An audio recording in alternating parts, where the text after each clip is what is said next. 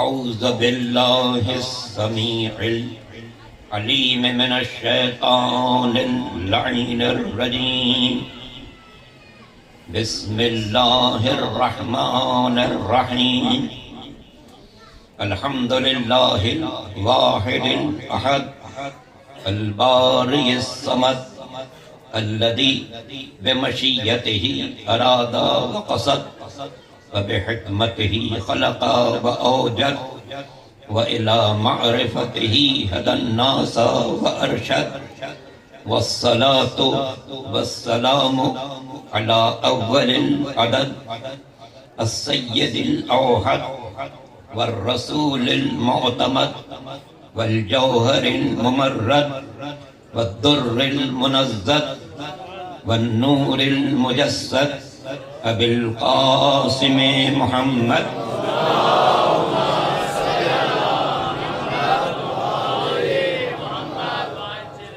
وآله الطيبين الطاهرين المعصومين المظلومين الغر الميامين الذين فاز من اعترف بولايتهم واعتقد وخاب من انكرها وجحد الذين اذهب الله عنهم الرجس وطهرهم تطهيرا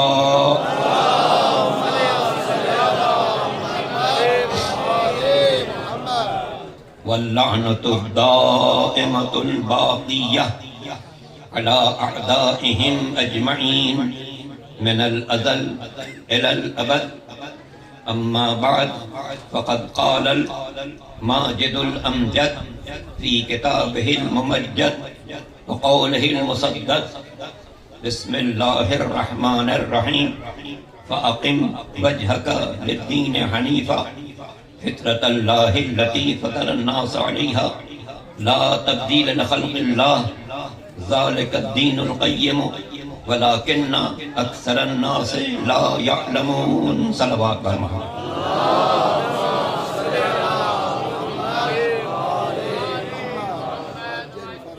شمع حسینیت کے عظیم پروانوں کا اجتماع ہے اور مجھے جام پور آ کے ہمیشہ بہت خوشی ہوتی ہے۔ یہاں کے لوگوں کا جذبہ، ان کی دینداری، ان کی بیداری، ان کا حسین سے عشق، ان کے مذہبی امور میں پابندی، ماشاءاللہ دیکھیں کیا شان و شوکت والا جلوس ہے۔ اور میں جب بھی یہاں حاضر ہوں، میں نے اس کا تذکرہ دنیا کے بہت سے ملکوں میں کیا، جہاں میں جن علاقوں میں جاتا ہوں اس میں جامپور کی خاص حیثیت ہے۔ اللہ یہاں کے جوانوں کو بیدار رکھیں، بزرگوں کا سایہ سلامت رکھیں، بچوں کو پروان چڑھائے، باکمال بنائے، آل محمد کا فرما بردار بنائے، حسین ابن علی کا عزادار بنائے۔ ہمارے جعفری بھائی نے فرمایا تو ہے کہ واقعی کوئی پابندی نہیں ہے، لیکن مشکل یہ ہے کہ مجھے 5 بجے مجھے 7 بجے ملتان پہنچ جانا ہے، کیونکہ ہمارا رات کو 2 بجے سے، تو اس لیے جتنا گنجائش ہوگی۔ ان کا دل بھی اسی طرح زخمی ہے جس طرح میرا دل زخمی ہے۔ اللہ ان کے فرزند کو جنت الفردوس میں اعلیٰ مراتب عطا فرمائے۔ سورہ مبارک روم قرآن مجید کے سوروں میں سے اس کا نمبر 30 ہے اور آیت کا نمبر بھی 30 ہے۔ ارشاد قدرت ہے فَأَقِمْ وَجْهَكَ لِلدِّينِ حَنِيفًا، اپنی توجہ دین کی طرف یکسوئی سے قائم رکھ۔ فطرت اللہ التی فطر الناس علیہا، یہ اللہ کی فطرت ہے جس پر اس نے بنی نوع انسان کو پیدا کیا۔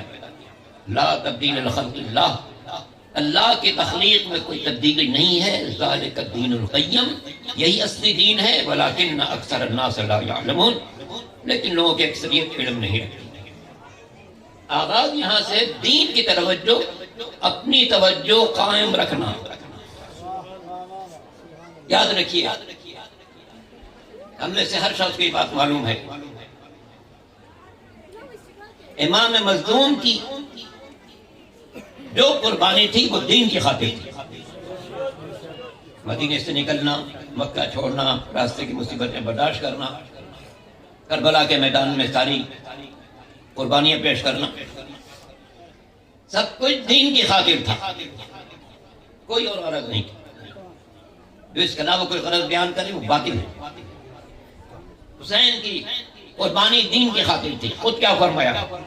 انی لم اخرج اشرا ولا بطرا ولکنی خرجت لطلب الاصلاح فی امت جد رسول۔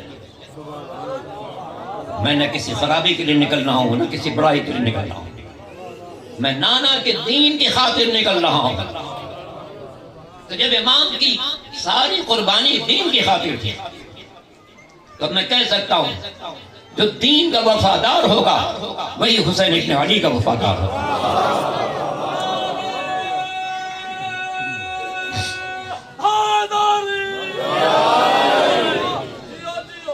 جو دین کا وفادار ہوگا وہی حسین ابن علی کا وفادار ہوگا، اور دین کا وفادار نہیں ہے وہ حسین ابن علی کا وفادار۔ ہم پر اللہ کا احسان ہے کہ اس نے ہمیں حسین کے گھرانے سے وابستہ کرا۔ یہ دنیا بھی انہی کے صدقے میں پیدا ہوئی ہے، آخرت بھی انہی کے صدقے میں ملنے والی ہے۔ کائنات میں کچھ نہ ہوتا اگر اہل بیت کو پیدا کرنا مقصود نہ ہوتا۔ حدیث کے سامنے آپ پڑھتے رہتے ہیں کہ مالک دو جہاں نے مقرر فرشتوں کو مخاطب کر کے کہا انی ما خلقت سماء مبنیتا ولا ارضا مدحیتا ولا قمرا منیرا ولا شمسا مضیئتا ولا فلکا یدور ولا بحرا یجری ولا فلکا یسری الا فی محبت هؤلاء الخمسة الذین هم تحت الکسا۔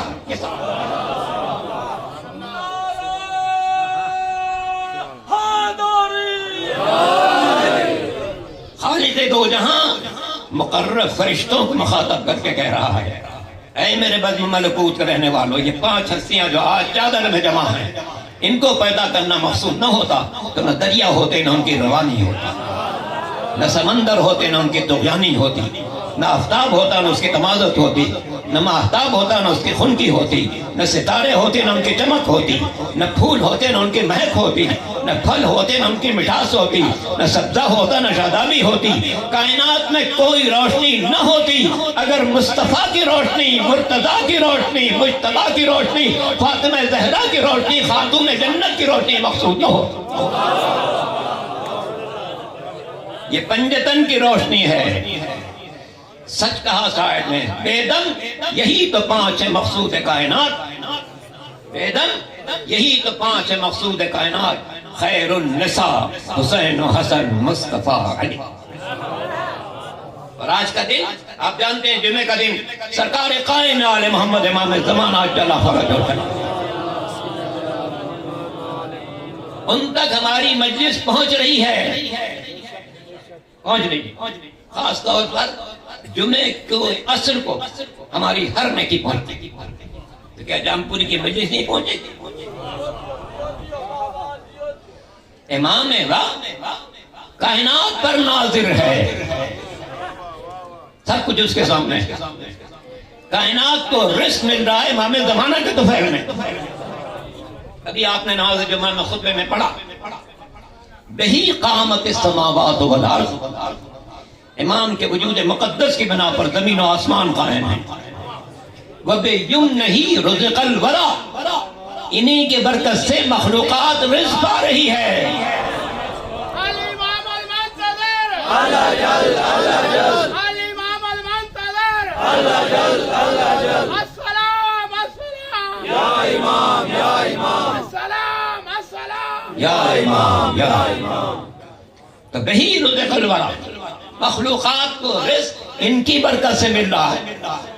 اچھا، رزق کھانے والے میں 2 قسم کے ہوتے ہیں، کچھ کھاتے ہیں تو شکر بھی ادا کرتے ہیں، کچھ کھا کے منہ صاف کر کے چلے جاتے ہیں، ہم ان کو کیا کہتے ہیں؟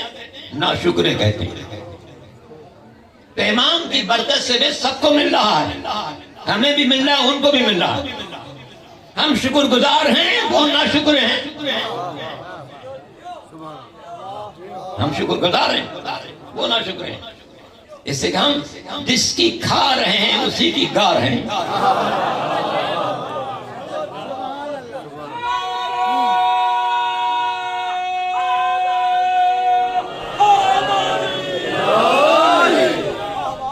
اور ہم انتظار کر رہے ہیں وہ آئے اپنے جد کے نظام عدل کو قائم کرے، اپنے جد کے نظام عدل کو قائم کرے۔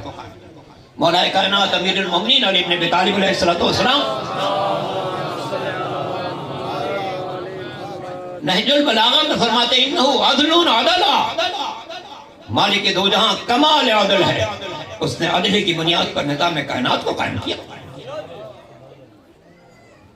تیسرے پارے میں ارشاد ہوا یا ایھا الانسان ما غرک بربک الکریم الذی خلقک فسواک فعدلک، اے بنی نوع انسان تم اپنے اس مہربان پروردگار سے کیسے منحرف ہو سکتے ہو جس نے تمہیں پیدا کیا، تمہارے جسم کو مناسب بنایا، تمہارے نظام حیات میں عدل قائم کیا۔ تو جس اللہ نے ایک انسان کے جسم کو بغیر عدل نہیں رکھا، وہ کائنات کو بغیر عدل کے کیسے رہ سکتا ہے؟ تعجب ہے انسان اللہ کو مانے عدل نہ مانے۔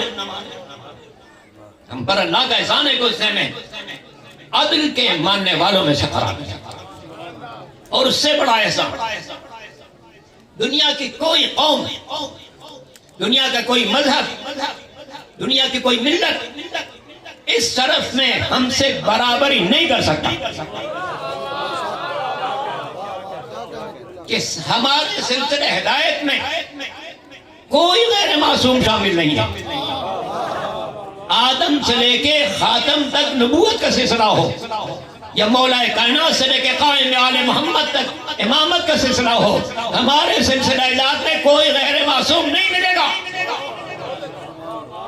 کوئی غیر معصوم نہیں ملے گا۔ یہ وہ شرف ہے جس میں کوئی ہم سے برابری کا دعویٰ نہیں کر سکتا۔ دنیا کی کوئی قوم نہیں کہہ سکتی کہ ہمارے پاس کوئی غیر معصوم رہبر نہیں ہے، یہ ہم کہہ سکتے ہیں۔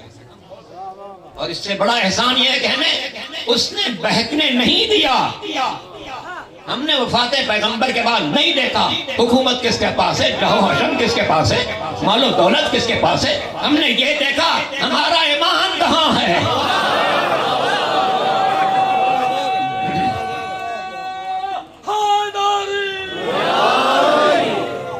اگر مسجد میں ہے تو امام ہے، محراب میں ہے تو امام ہے، بازار میں ہے تو امام ہے، یہودی کے باغ میں پانی دے رہا ہے تو ہمارا امام، ہمارا امام وہ ہے۔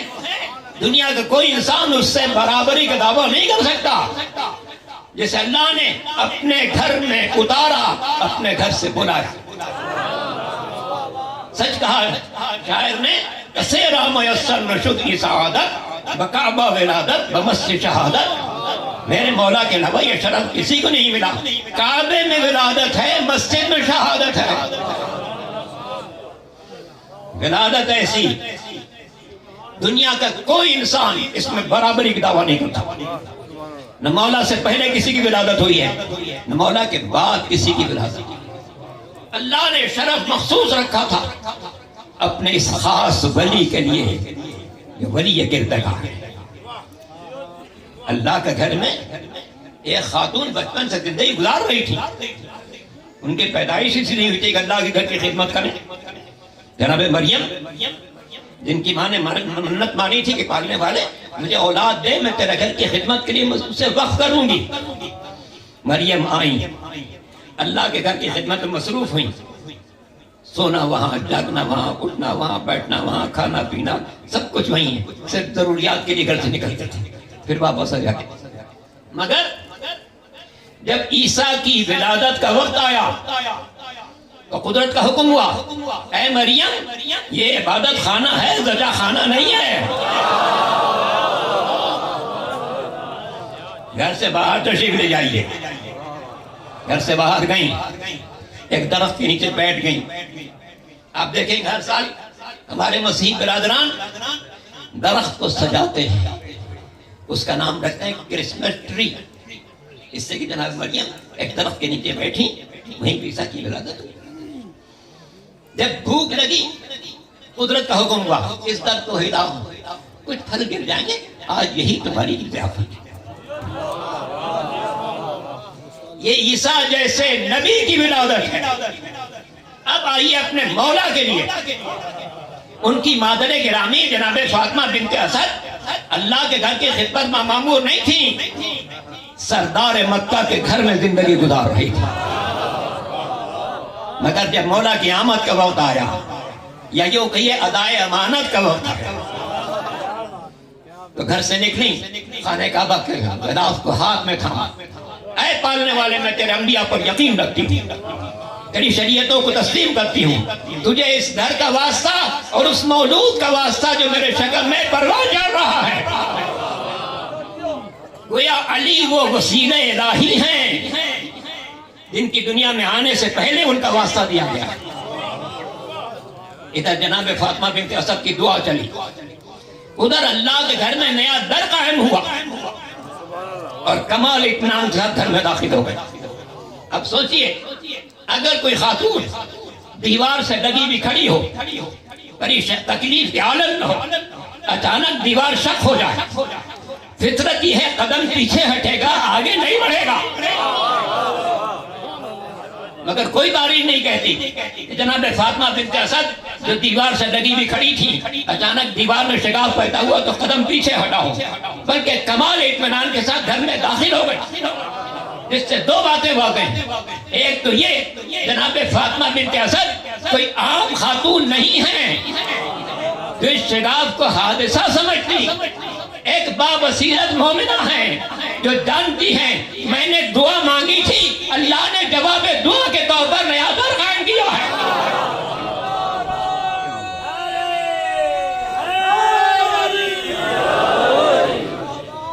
ایک تو وجہ یہ ہے وہ بابصیرت مومنہ ہے، جانتی ہیں کہ میں نے دعا مانگی ہے، میری نیا در اللہ نے بنایا ہے، تاکہ جس دروازے سے بت پرست آتے ہیں اس دروازے سے بت شکن کی ماں نہ آئے۔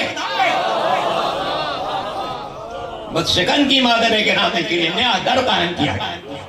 تو ایک تو وجہ یہ ہے کہ وہ بابصیرت مومنہ ہے، دوسری وجہ یہ ہے جناب فاطمہ بنت اسد ماں ہیں اس ولی پروردگار کی جس کا قدم کبھی پیچھے ہٹا نہیں۔ غیروں میں اور مولا میں فرق یہی ہے، غیر کہیں ڈٹا نہیں، مولا کہیں ہٹا نہیں۔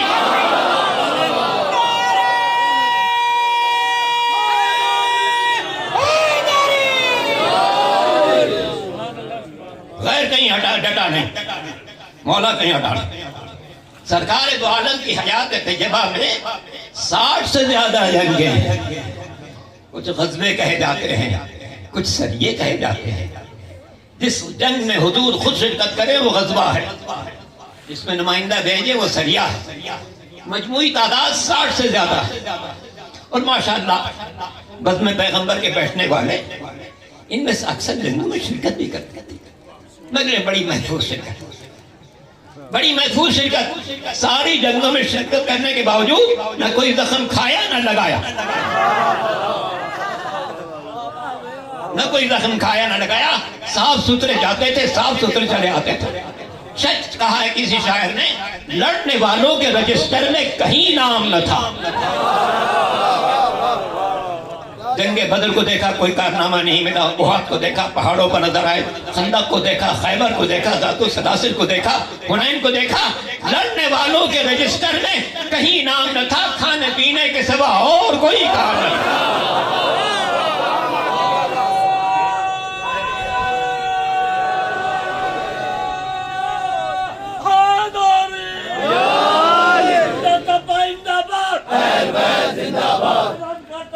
تب یہ تقدیر اللہ تفضل حق بلند کرے اہل بیت نکالے زندہ تپا زندہ باد اہل بیت زندہ باد مومن خود راحت کرنے دی زندہ تپا زندہ باد اہل بیت زندہ باد زندہ تپا زندہ باد اہل بیت زندہ باد زندہ تپا زندہ باد اہل بیت زندہ باد تا قیامت زندہ باد اہل بیت زندہ باد تا قیامت زندہ باد اہل بیت زندہ باد نبی محمد آل محمد بلند سر کھڑا اللہم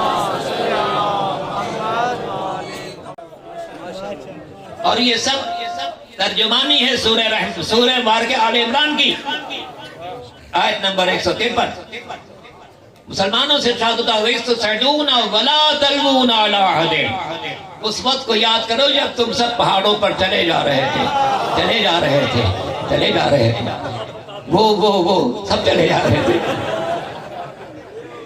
صرف ایک علی ہے،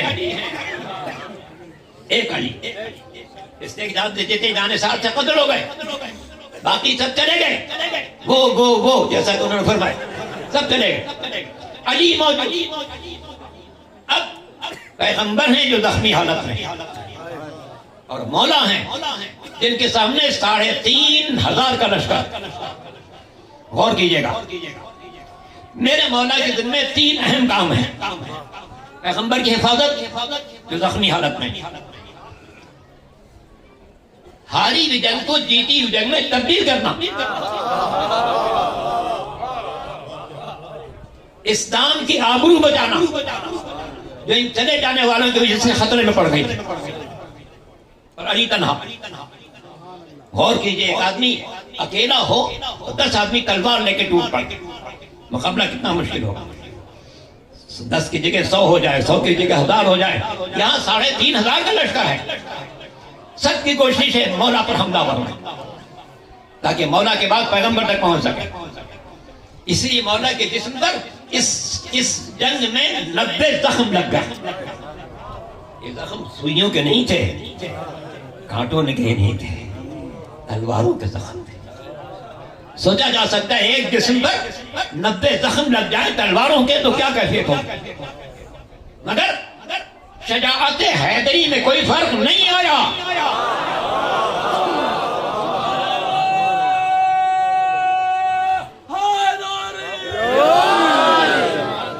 کبھی دائیں طرف حملہ کرتے ہیں، کبھی بائیں طرف حملہ کرتے ہیں، کبھی قلب لشکر میں داخل ہو جاتے ہیں، یہاں تک کہ لڑتے لڑتے تلوار ٹوٹ جاتی ہے۔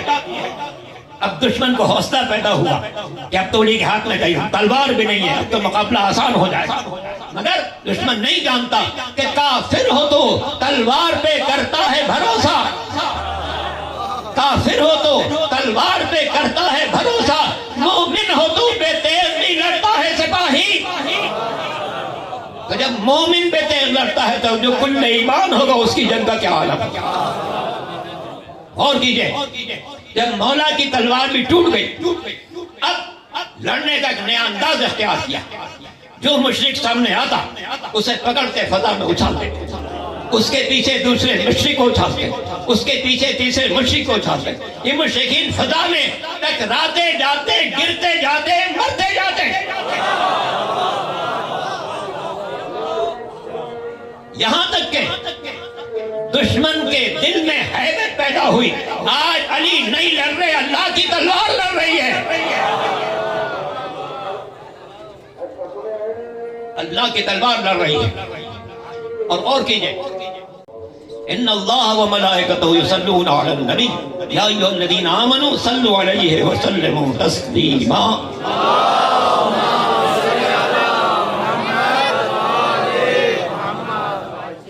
کہ یہ واحد جنگ ہے جو سب کے جنگ چلے جانے کے بعد علی نے تنہا کامیابی سے حاصل کی، اور یہی وہ جنگ ہے جس میں مولا کو ستارہ امتیاز ملا ہے۔ ستارہ امتیاز چھوٹا لفظ ہے نا، اگر سمجھانے کے لیے فوج میں اگر کوئی شخص بہت زیادہ ہمت، شجاعت، دلیری، وفا کا مظاہرہ کرے تو اسے کسی کو تمغہ بصالت ملتا ہے، کسی کو نشان جرأت ملتا ہے، کسی کو نشان شجاعت ملتا ہے، اور جس کی وفاداری، جس کی شجاعت، جس کی ہمت، جس کی استقامت سب سے زیادہ ہو اسے نشان حیدر ملتا ہے۔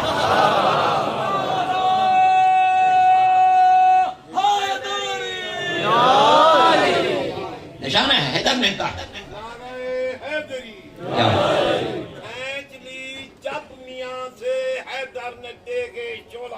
واہ، برق چمکی ہو گیا ہر سو تلاتم آشکا، واہ، خاک نامے نو فلک پہ تھی یہی ہر سو پکار، کون ہے ایسا جمع اور تیز ایسی آبدار، تھا زبان حضرت روح الامید بار بار، شاہ مردان شیر یزدان قوت پروردگار، لا فتح الا علی، لا سیف الا ذوالفقار۔ حاضرین گرامی قدر، جب سب چلے گئے توجہ فرمائیے گا، ایک جملہ ہے، سب چلے گئے. پیغمبر نے مولا سے پوچھا علی تم کیوں نہیں چلے گئے؟ سبھی جا رہے تھے، وہ جیسا کچھ بتایا، وہ سب جا رہے تھے، تم کیوں نہیں گئے؟ علی کے جواب کی بڑی گنجائش تھی. کہہ سکتے تھے ہاشمی جوان ہوں، ہاشمی جوان میدان سے نہیں بولتے. یہ بھی کہہ سکتے تھے آپ کا علمبردار لشکر ہوں، میں کیسے چلا جاؤں. یہ بھی کہہ سکتے تھے آپ سے مدد کا وعدہ کر چکا ہوں، وعدہ خلافی کیسے کروں. مگر نہیں، چاہتے ہیں آج ایک فیصلہ ہو جائے. صاحبان دانش کا مجمع ہے، اور کیجئے. پیغمبر نے پوچھا یا علی تم کیوں نہیں گئے؟ مولا نے فرمایا اکفرت بعد الایمان، کیا میں ایمان کے بعد کفر کی طرف چلا جاتا؟ گویا بتانا چاہتے ہیں جو پیغمبر کی اجازت کے بغیر میدان سے جاتا ہے وہ میدان سے نہیں جاتا، ایمان سے چلا جاتا ہے.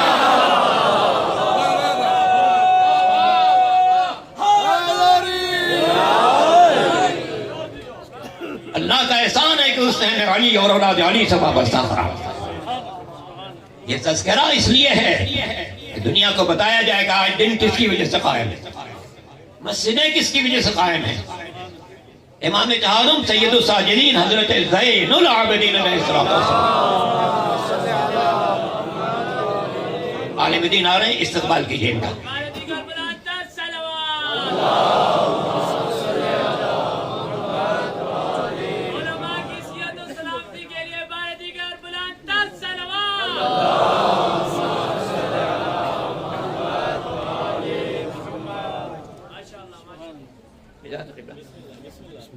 امام جہارم سے واقع کربلا کے بعد کسی نے پوچھا مولا اتنی بڑی قربانی دی، حاصل کیا ہو؟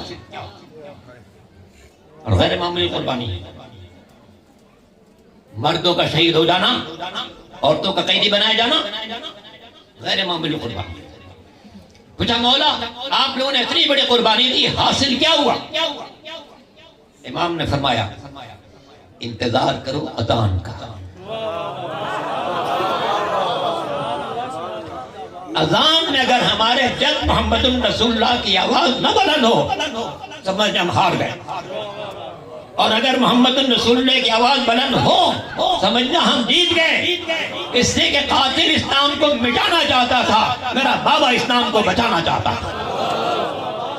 اب قیامت تک جب تک اذان میں اشہد ان محمد رسول اللہ کی آواز بلند ہے اس وقت تک حسین کا تذکرہ دیتا ہے، حسین کا تذکرہ دیتا ہے.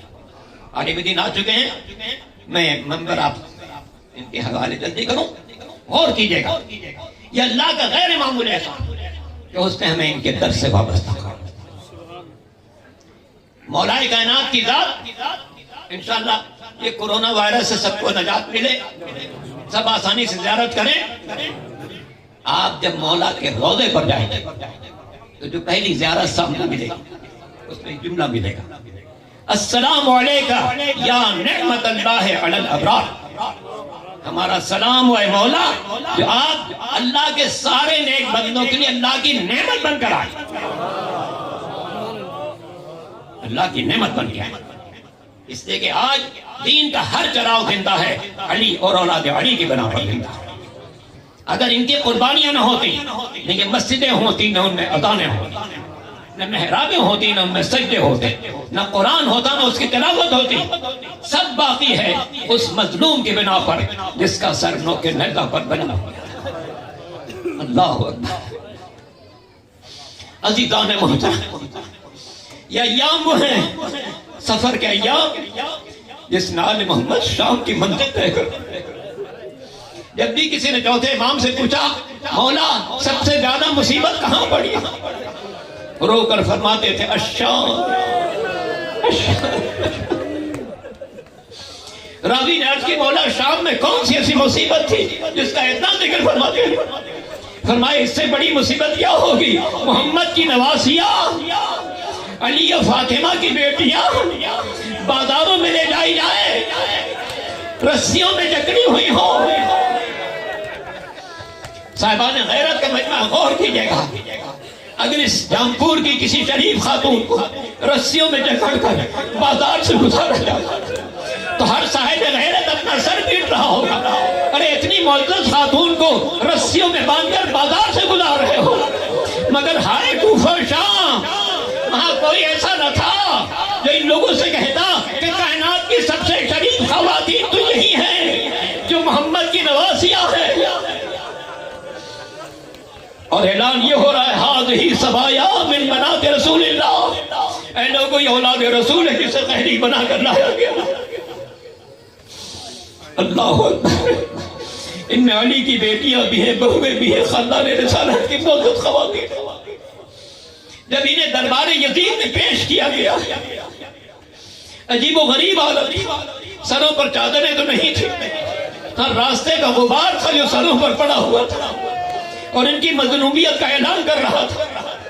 یزید نے جب ان بیویوں کو دیکھا، شمر سے کہا اے شمر تو کن کنیزوں کو لے کر آ گیا؟ اس نے کہا انہیں کنیزیں نہ کہنا، ان میں محمد کی نواسیاں ہیں، علی و فاطمہ کی بیٹیاں ہیں.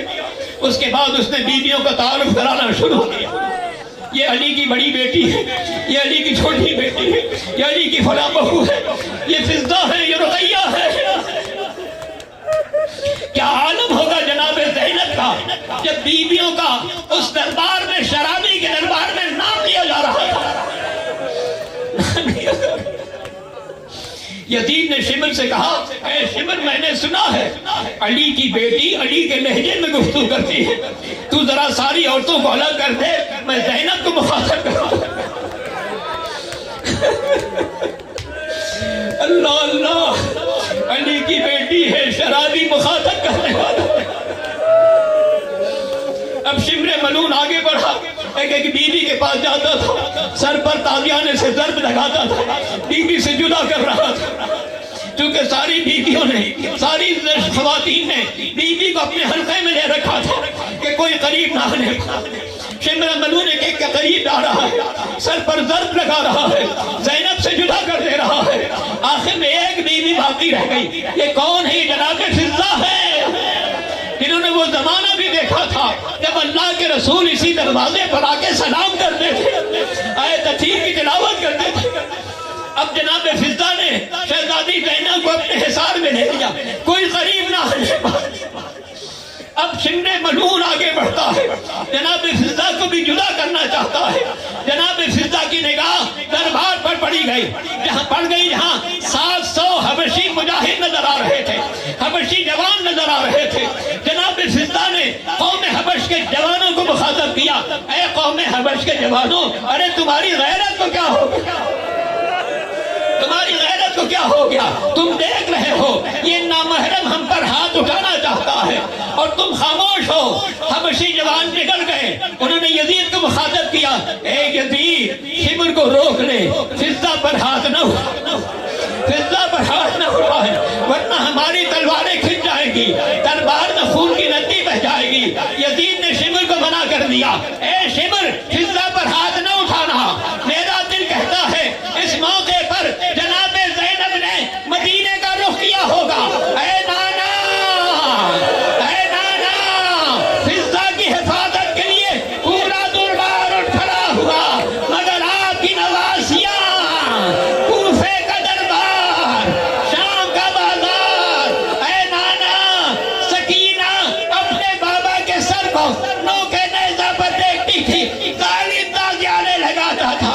واہ محمد، اے نانا، کسی نے خیال نہ کیا جس کا کلمہ پڑھتے ہیں اس کی اولاد کو رسی. ہائے زینب، ہائے شام کا دربار، علی کی بیٹی بے مقصد